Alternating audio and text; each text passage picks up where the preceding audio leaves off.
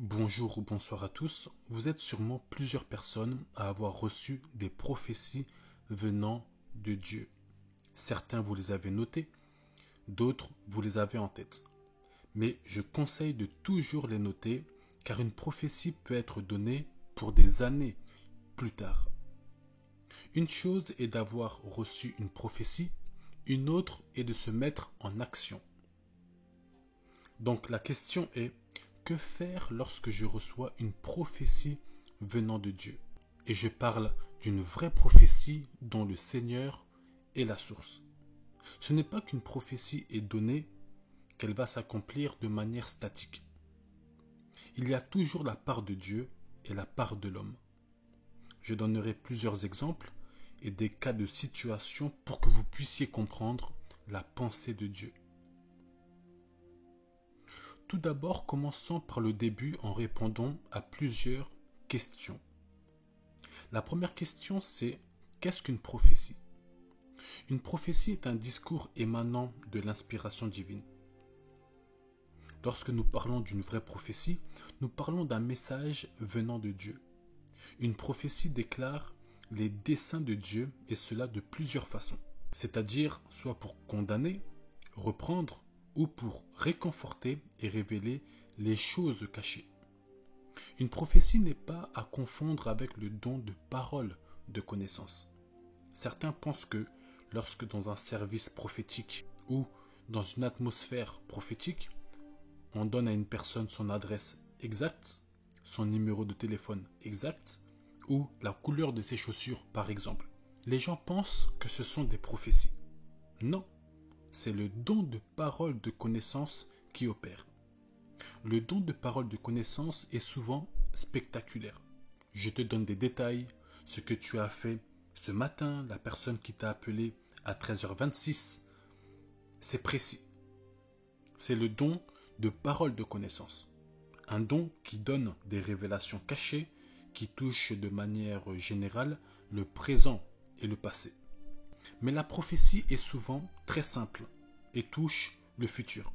Voilà pourquoi nous disons prophétie. Pro veut dire devant, ce qui va arriver. C'est comme projet, une chose que je souhaite entamer dans les temps qui arrivent. C'est comme programme, une itinéraire planifiée et qui arrivera dans la suite. Et on parle du futur.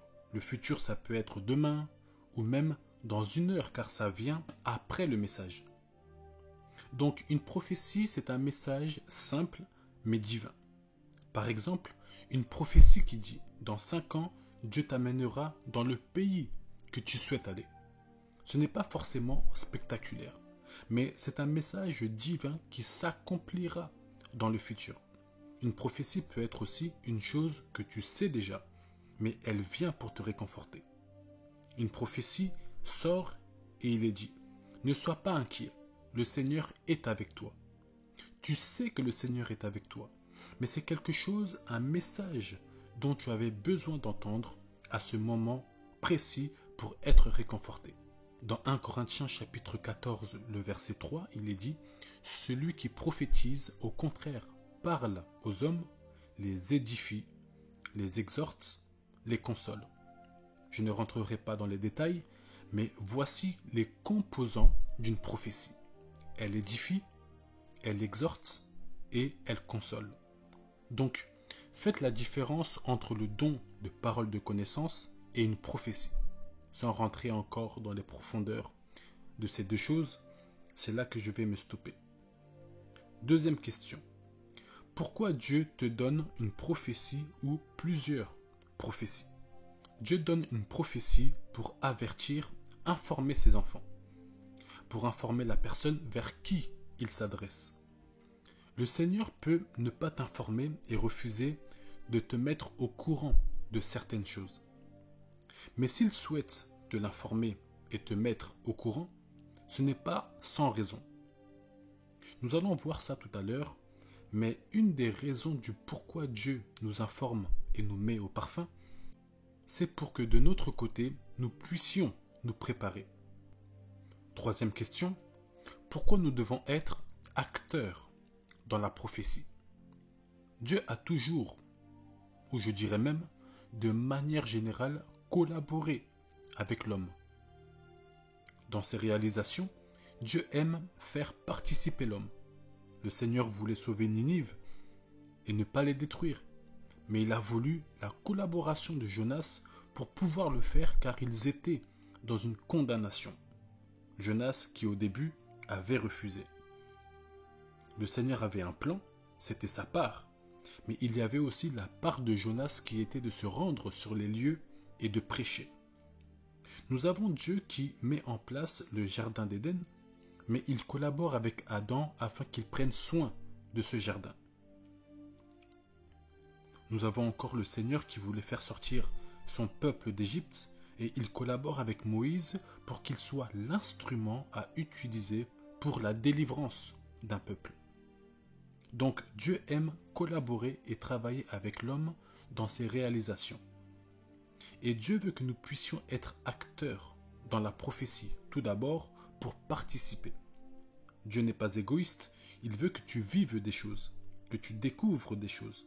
Deuxièmement, c'est en étant acteur qu'on découvre les capacités et les qualités que Dieu a mis en nous. On découvre la puissance de Dieu, ce que Dieu est capable de faire avec un homme. C'est comme une école qui te fait travailler pour te montrer que tu es intelligent, concentré et que tu as de grandes qualités de mémoire. Maintenant, que faire lorsque je reçois une prophétie venant de Dieu? Tu dois te mettre en action, être actif concernant la prophétie que tu as reçue. Ce n'est pas en croisant les bras que les choses vont se réaliser. Ce n'est pas en dormant toute la journée et ne rien faire que la prophétie va tomber sur ta tête. Entre la prophétie et l'accomplissement, il y a tout un chemin. Un chemin où tu seras actif, un chemin où tu vas travailler, un chemin rempli de plusieurs autres chemins, mais qui vont te ramener à la prophétie annoncée par le Seigneur. Prenons un exemple. Si le Seigneur te donne cette prophétie, que dans les années à venir, tu seras un grand enseignant de la parole de Dieu. Actuellement, tu ne l'es pas. Tu ne sais même pas encore enseigner. Tu penses que du jour au lendemain, tu vas, comme par hasard, devenir un grand enseignant? Tic au tac, sans rien faire? Non. Tu devras être actif. Dans une prophétie, il y a la part de Dieu, je répète, et la part de l'homme. C'est-à-dire que tu dois travailler, tu dois écouter, tu dois beaucoup écouter des enseignements. Tu dois savoir comment on enseigne, comment on introduit un enseignement, comment on développe un enseignement, comment on conclut un enseignement. Tu dois être encadré, tu dois être formé dans l'enseignement de la parole. Tu dois connaître la doctrine de Christ, tu dois prier afin que le Seigneur t'oriente. Il faut être actif, travailler, et c'est cela qui va t'amener à la prophétie que tu as reçue. En soi, Dieu te donne cette prophétie pour te dire, voilà ce que je vais faire avec toi, c'est mon projet pour toi. Mais si tu veux que ce projet se fasse sans que tu perdes du temps, sans recevoir des cicatrices inutiles, collabore directement. Dans Jonas chapitre 1er, on voit Jonas qui n'a pas voulu collaborer avec Dieu dès le départ.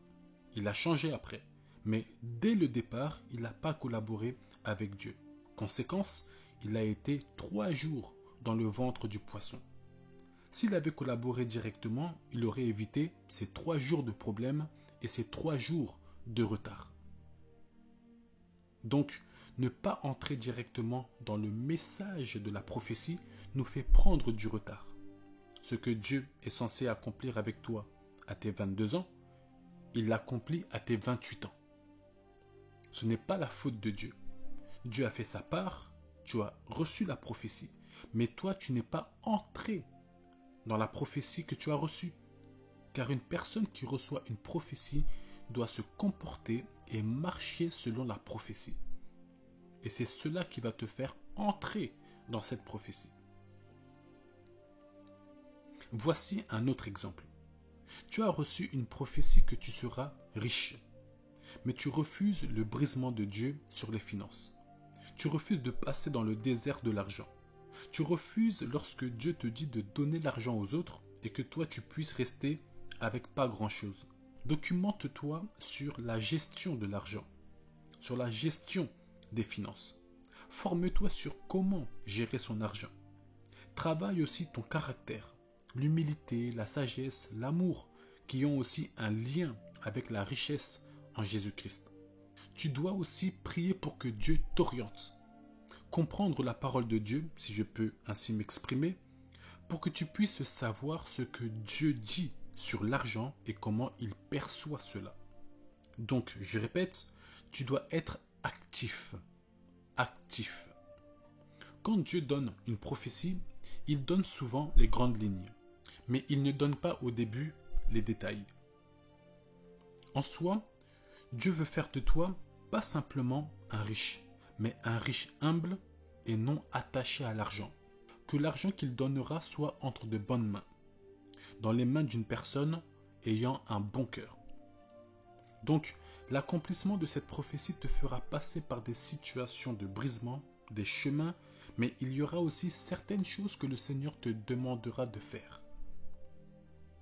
Mais tout cela te met en action pour te préparer à vivre réellement la prophétie que tu avais reçue dès le départ.